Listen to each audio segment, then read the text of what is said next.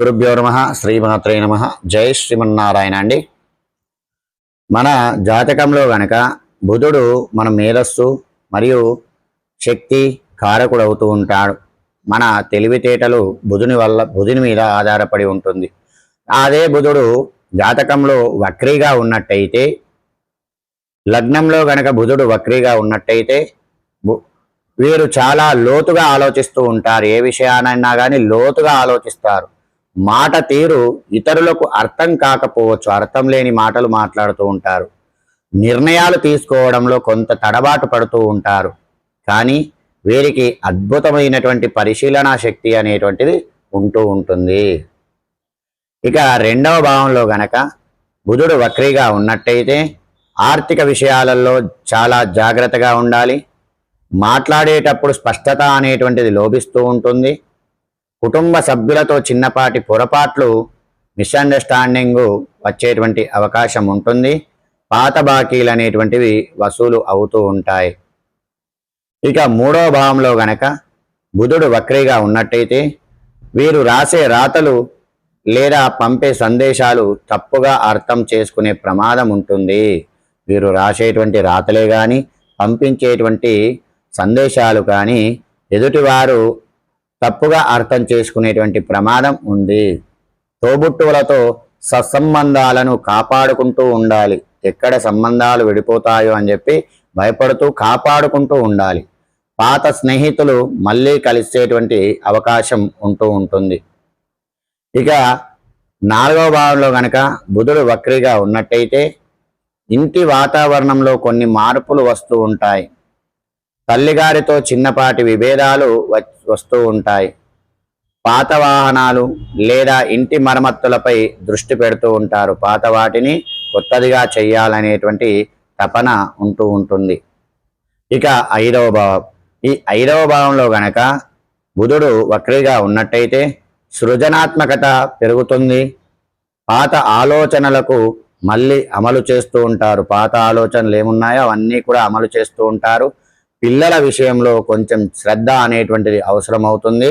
గతంలో విడిపోయిన ప్రేమికులు మళ్ళీ కలిసేటువంటి అవకాశం ఉంటూ ఉంటుంది.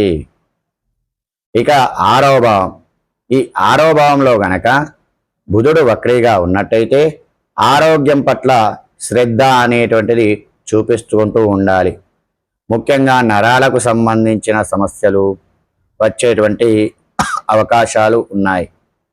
ఆఫీసుల్లో పనులు విషయంలో గందరగోళం ఉంటుంది.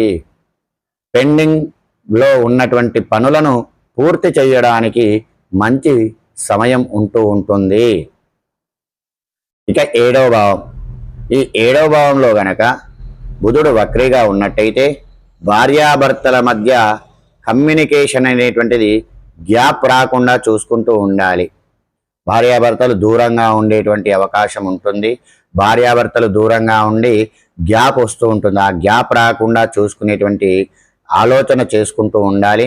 వ్యాపార భాగస్వాములతో కొత్త అగ్రిమెంట్లు చేసుకునేటప్పుడు 1కి 2 సార్లు ఆలోచనలు చేసుకుంటూ ఉండాలి. ఇక ఈ ఏడవ భావంలో గనక బుధుడు ఉన్నట్టయితే విష్ణు సహస్రనామ పారాయణం చేసుకుంటే మంచి ఫలితాలు కలుగుతూ ఉంటాయి.